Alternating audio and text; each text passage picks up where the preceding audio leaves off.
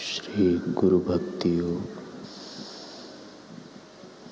गुरु भक्ति योग सब योगों का राजा है।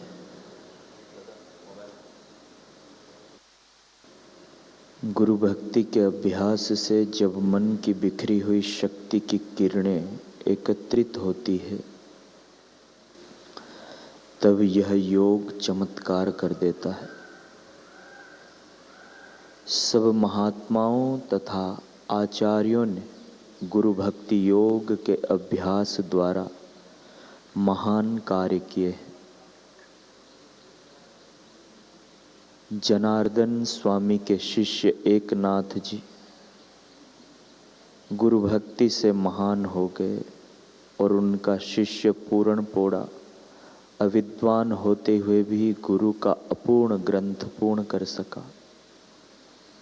शंकराचार्य के शिष्य तोटकाचार्य ने गुरु भक्ति से चमत्कार कर दिखाया। एकलव्य और सहजोबाई गुरु भक्ति योग के प्रत्यक्ष प्रमाण हैं। और भी असंख्य गुरु भक्तों ने गुरु के देवी चिंतन से, मधुर स्मृति से अथवा गुरु के देवी कार्य में सेवा करने से हृदय की ऐसी शीतलता, मन की मधुरता महसूस की है कि किताबें पढ़कर कथा करने वाले या सुनने वाले जिसकी कल्पना भी नहीं कर सकते। ऐसी है गुरु भक्ति की महिमा। शिष्य में ये दो सद्गुण नितांत आवश्यक है। पूज्य बापू जी भगवान के रास्ते तो चले, लेकिन जब तक सद्गुरु प्राप्त नहीं हुए तब तक करोड़ों शास्त्र पढ़ ले, करोड़ों तीर्थ कर ले और सैकड़ों दिन का शीर्षासन कर ले, फिर भी परम लाभ, परम पद नहीं मिलता। ब्रह्म परमात्मा का रहस्य नहीं खुलता।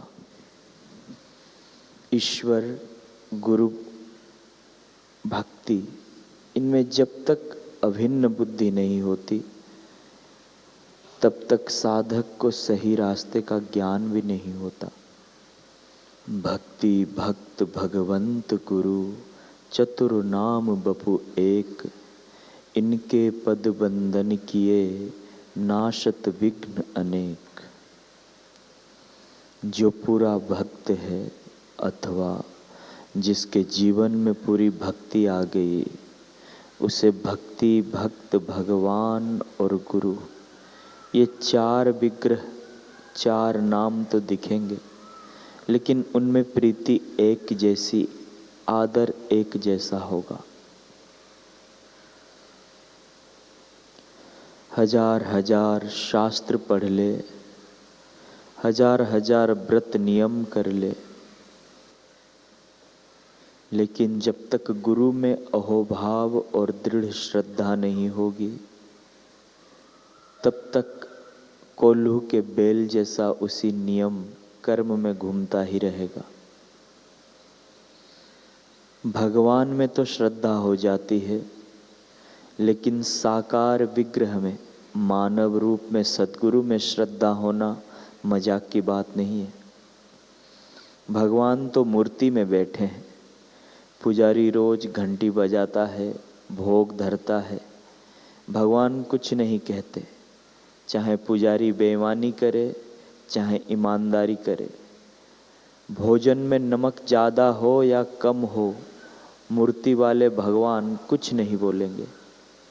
लेकिन गुरु भगवान के आगे कुछ रखा और कुछ गड़बड़ हुई तो डांटेंगे, जिससे तुम्हारे अहम को चोट लगेगी, तुम्हारे मान को चोट लगेगी।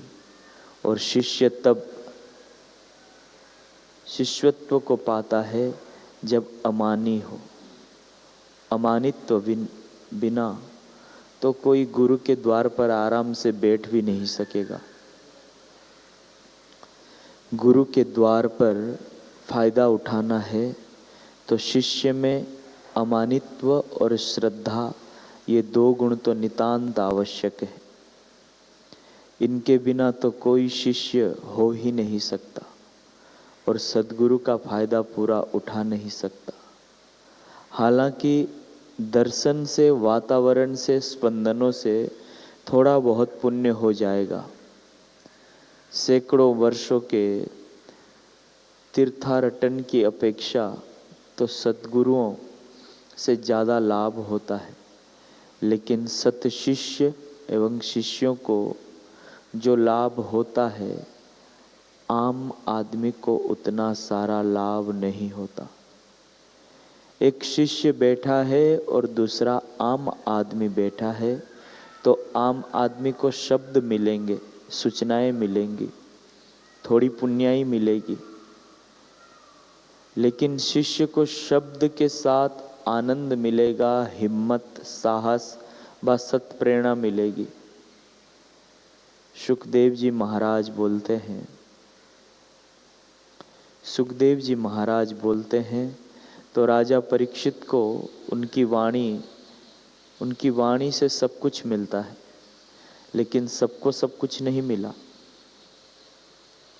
अगर सबको सब कुछ मिला तो सबका ही वर्णन आता कि सबको मोक्ष हो गया, केवल परीक्षित को ही क्यों हुआ। दूसरों को 5, 10, 15, 25% अथवा किसी को 50% लाभ हुआ होगा, लेकिन सुखदेव जी की कृपा का पूर्ण लाभ परीक्षित को ही हुआ। यह वर्णन आता है, अष्टावक्र जी ने राजा जनक को ब्रह्मज्ञान सुनाया तो जनक ज्ञात गए हुए, लेकिन अष्टावक्र संहिता में दूसरों का वर्णन नहीं आता। तो जितना अमानित्व और श्रद्धा होगी, जितने हमारे चित्त में सतशिष्यत्व के लक्षण होंगे, उतनी मेहनत कम और लाभ ज़्यादा होगा।